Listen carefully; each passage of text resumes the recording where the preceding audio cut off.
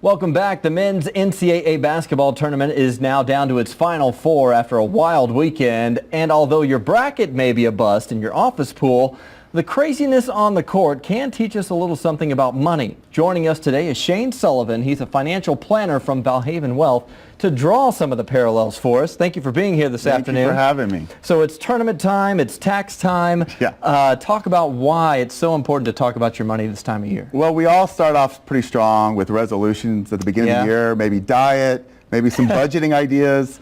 March is a good time to revisit those goals. Some of us have fallen off track a little bit. I know summer's around the corner for me, but maybe your budgets are too. So it's a good time to revisit. Yeah, just enough time to, like you're saying, maybe fall off from those resolutions. What are some common resolutions you see out there from people? Well, without questions, paying off debt, getting on track, especially if you're working together with your family, getting those plans put together. Making sure everyone's goals are lined up. So you've come up with a Final Four financial plan. What are some of those bullet points? Well, the easy ones. First of all, just like basketball, you got to make your free throws. Free throws are the easiest points you can score during basketball.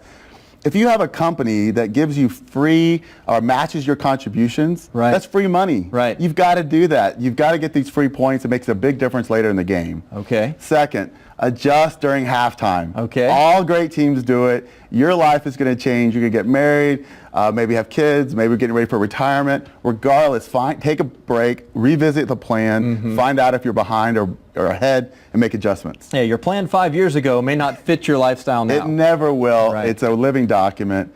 Third, I would encourage you, plan for overtime. The game will likely last longer than you plan. Most people have not saved necessarily enough. You want to make sure Americans are living longer than ever. Yep. And so you want to make sure your plan will provide income for life, even if you live into your 90s. Yeah. And of course, last, I encourage everyone, get a coach. Listen to your coach. All great athletes have a coach. I think retirement planning is a lot for one person. The good news is there's great help. Find someone that you trust that understands and works with people like you that you can work together. What are you finding? What are some common mistakes out there that you find that people make? I want to tell you it's easy. They don't have a plan. Yeah. Truly. They are so focused on family, distractions. There's a culture that says, hey, you can do it yourself.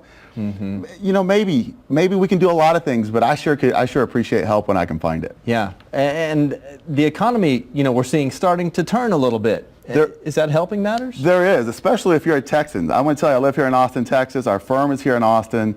This is a great place to be. But I also know these things go in cycles, and I know what ebbs and flows. So we want to make sure we have a plan that takes advantage of the good times and lasts through what I know is going to be eventual tough times. No time like the present. That's right. All right. Shane Sullivan with Valhaven Wealth, thank you so much for being here. Thanks, man. Understanding the Final Four of financials.